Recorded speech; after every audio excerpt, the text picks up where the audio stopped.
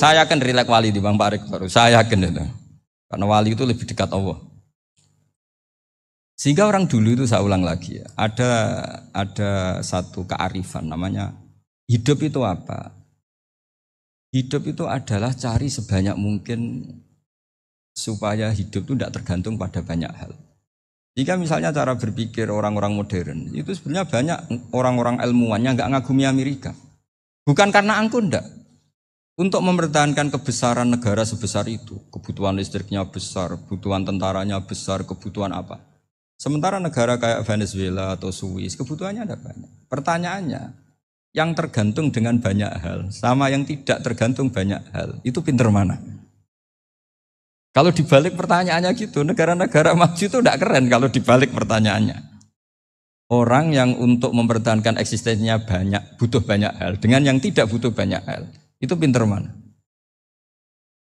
Orang yang bahagianya nunggu jadi dokter, nunggu jadi kiai besar, kiai viral, dengan orang yang bahagia cukup dengan ngopi, itu pinter mana? Tapi kalau dibalik pertanyaannya, orang yang tahunya nikmat hanya kopi, dengan nikmat yang banyak, pinter mana? Makanya Mbah Mun tuh kalau guyon itu lucu. Aku iku sakake ambek wong desa sing mlebu swarga. Saya dulu eskal mlebu swarga kok disakeni. Akhirnya beliau memberi penjelasan. Wong desa iku roe pakanan enak, iku mau kopi mbek uduk. Lah swarga iku mau nuruti sing dikarepno. Akhirnya wis mau mangan, wis ngopi, nguduk, ngopi, ora roh pakanan liyane ku ora roh. Nasi mandi ya ora roh, pizza ya ora roh apa-apa. Terus saya bilang, wah lah niku nak nganti selera tentang wanita cantik. Iku juga sederhana. Rontok pesek ya wis cantik, rontok ireng ya wis. Apa bidadarinya seperti itu karena saking enggak pengalamannya. Jadi surga itu kan nuruti apa yang diinginkan. Kira-kira keinginan orang kampung kalau di surga itu apa coba? Makanan apa coba? Nah, senengnya ketemel gemblong gitu. Artinya malaikat lebih suka nangani surganya orang-orang kampung di Bang Pak Rektor. Ini sudah ribet ini. Makanan apa saja sudah harus dicoba. Ya. Terus kalau di mall tahu orang macam-macam, seleranya macam-macam pasti. Enak mana kalau sampai jadi malaikat pelayan surga? Suka ngelayani orang kampung apa yang orang kota? Orang kampung kan? Jadi ya itu guyon ya, guyon tapi itu menjadi pikiran kita bahwa orang yang banyak kebutuhan itu sebetulnya banyak kebodohannya karena menggantungkan kebahagiaannya dengan banyak hal. Makanya Imam Syafi'i ngendikan istighna itu apa? Al-istighna anisya'i. Yang dikatakan kecukupan adalah berusaha sebanyak mungkin banyak hal tidak kamu butuhkan. Bukan memenuhi semua kebutuhan kamu karena nafsu kamu ini tidak ada batasnya gitu. Kalau kamu penuhin nggak akan selesai. Itu ada perempuan yang kurang cantik itu minta doa saya, Gus doain suami saya kaya, terus tak guyonin, terus nggak minta. Kalau suami kamu kaya, yang pertama dirubah itu apa? Rumah supaya rumah saya bagus. Kedua apa? Mobil supaya mobil saya bagus. Nanti yang dievaluasi itu kamu. Mobil bagus, Alphard, rumah mewah, istrinya kamu pasti itu dievaluasi. Langsung enggak usah sudah gini aja kan. Jadi pertama yang dievaluasi itu kaya itu coba kalau suami kaya itu yang dievaluasi pertama rumah ya, rumah ganti. Setelah itu apa? Mobil. Kira-kira berikutnya akhirnya sudah Gus nggak jadi. Nabi Ibrahim itu pernah minta umur panjang, keren umur panjang. Sama Allah nggak dijawab. Datang orang tua gitu mertamu ke Nabi Ibrahim. Terus disuguhi dikasih kurma. Apa itu? Kok kurma apa? Anggur yang sudah matang sekali. Sudah dimakan. Setelah dimakan meler keluar lagi. Dimakan lagi meler lagi. Terus Nabi Ibrahim masuk lagi ke kamar. Ya Allah doanya tak cancel. Nanti kalau saya tua kayak itu. Jadi Allah itu gak jawab langsung tapi ngirimkan itu. Akhirnya ya Allah gak jadi. Nanti takut itu. Saya pernah ngalami jadi kiai tadi ada ibu-ibu ya gak pati cantik lah. Suaminya tuh miskin sekali. Minta doa saya supaya kaya. Bareng tak kasih pertimbangan itu udah gak usah gak jadi itu. Jadi itu kearifan. Tapi kearifan ini harus kita tanamkan. Saya gak bisa membayangkan Indonesia yang besar ini andai kan gak ada qanaah. nerimo ing pantum. Coba sekarang ada Covid. Andai kan Indonesia tuh kayak Prancis. Beberapa kali punya tamu orang yang hidup lama di Prancis, bahkan dapat istri orang Prancis. Itu dulu gak begitu mencintai Indonesia. Tapi setelah di Prancis 2 tahun, wah Indonesia hebat. Di Prancis itu kata dia kalau cerita, semua kebutuhan masyarakat itu dibebankan ke negara. Apa saja minta negara, apa saja nyoal negara. Sementara Indonesia, coba kalau Indonesia mengalami seperti ini kok tidak ada konaan, rimo ing pantum, bisa kios Indonesia. Orang miskin nyalahkan negara, kelaparan nyalahkan negara, apa saja. Ini barokahnya dididik kiai, jogeman nyalahno wong liya. Urip pun romo ing pandum, diame. Sampai gak ngerti kalau Covid. Banyak tuh orang-orang kampung itu, orang lugu-lugu itu. Mbah niki saking Covid, salam ning Covid, muga-muga umure panjang. Dikira Covid itu nama orang yang ahli sosial itu. Mbah niki dana saking Covid. Matur nuwun sampekno salamku muga-muga umur panjang. Bingung kan yang nganterin ini. Ini gimana yang mau menjelaskan? Memang enggak paham. Ribet kan. Tapi saya pastikan bahwa dengan keadaan seperti ini kita bahagia, kita stabil, itu jelas barokahnya kalimat tadi, moto tadi atau pegangan hidup tadi.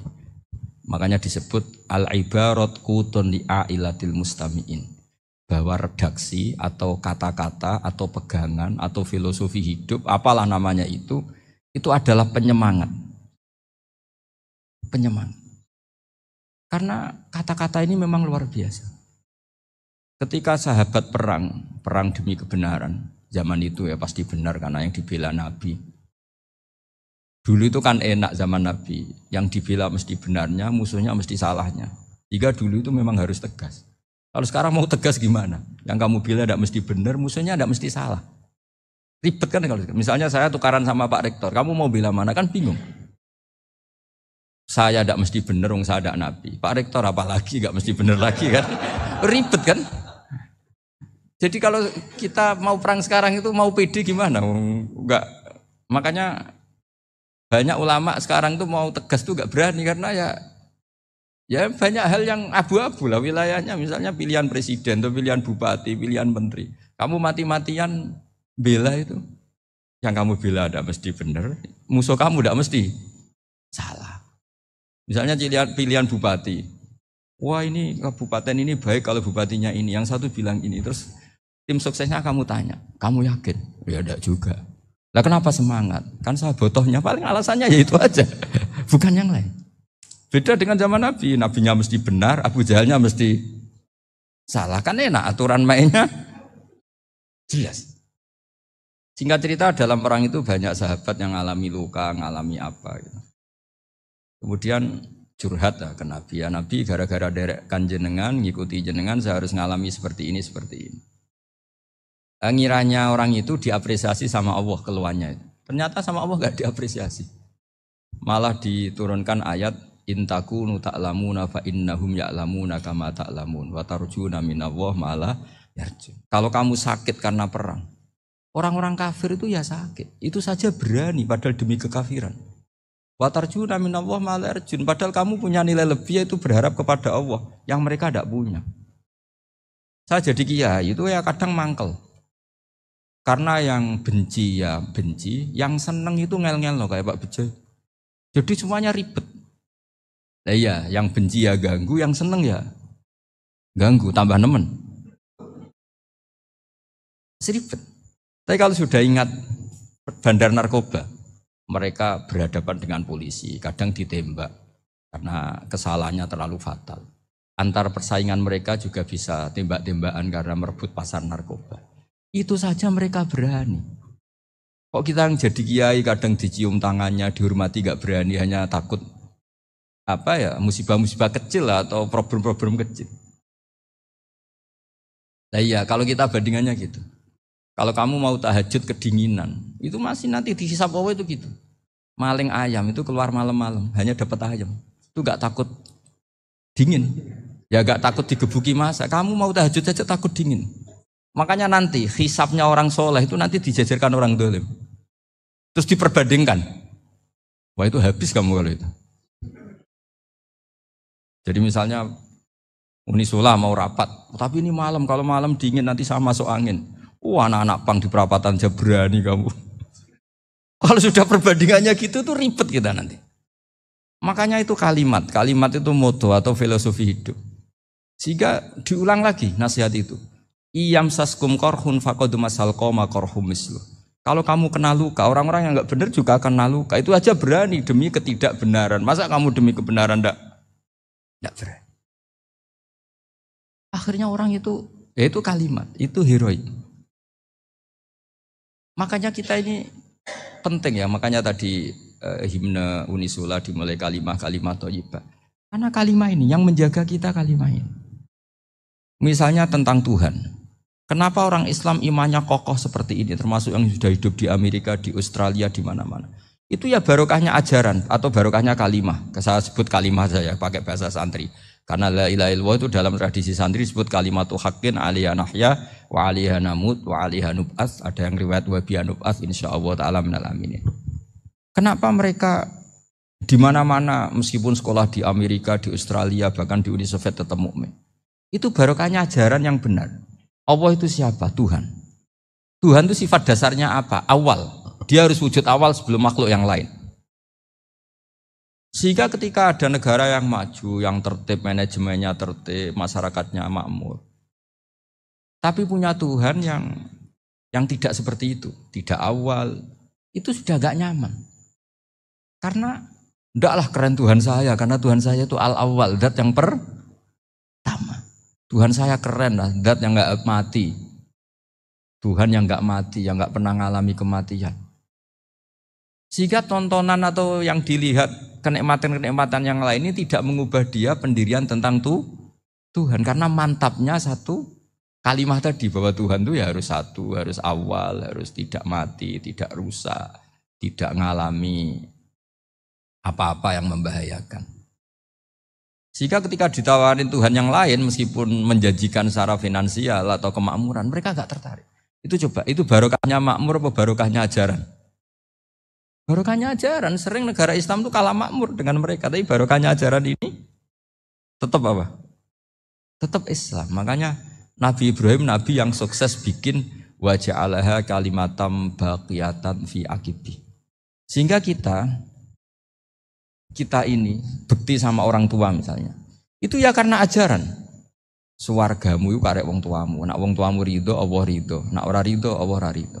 Ridho wa fi ridhol walidain wa sakhatu wa sukhtu wa fi sakhatil. Sehingga ketika ada orang tua yang agak brengsek gitu, anak-anak tetap hormat. Punya orang tua yang miskin, yang sudah miskin, tukang tombok nomor, banyak kan di kampung gitu. Ya tetap hormat. Coba kalau dari awal kita ngajari orang tua kamu hormati ya, kalau baik, kalau enggak usah. Bisa geger Indonesia. Tapi barokahnya ajaran-ajaran itu Indonesia tertib karena ada ajaran.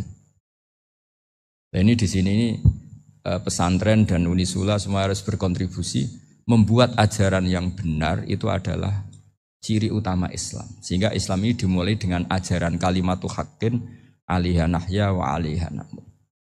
Sehingga kita tenang seperti ini. Saya ini termasuk kiai yang tenang. Meskipun kata orang banyak saya ini kiai besar, tapi termasuk kiai yang paling tenang. Termasuk yang paling tenang. Karena saya ini pakai mazhab orang-orang hebat. Saya berkali-kali cerita, orang kayak Imam Syafi'i itu orang yang luar biasa. Saya berkali-kali cerita. Orang yang tadi nyium tangan kamu ya Imam Syafi'i, di belakang tuh ngerasani kamu, menghujat kamu. Jawabannya enak saja. Berarti saya alhamdulillah orang yang wibawa. Buktinya di depan saya enggak berani. Jadi enteng saja. Diceritain sebagian kampung, sebagian separuh dari warga kamu itu gak suka kamu. Ya bagus lah gak suka saya, gak akan utang duit saya. Di mana-mana orang utang itu karena teman dekat. Kalau gak seneng pasti minimal gak utang, gak pinjem mobil, gak pinjem apa. Berkah mana yang seneng sama yang gede. Jadi dianggap enteng saja. Semua yang dialamin dianggap enteng saja. Misalnya punya istri pemarah, ya baguslah marahin suami. Kalau marahin tonggo malah ribet. Jadi kamu harus terima kasih kalau dimarahin istri. Baguslah marahin saya mah, kalau marahin tonggo ribet. Jadi enteng saja. Tapi kita sekarang itu karena nafsu ya, sehingga menghadapi hidup ini ribet.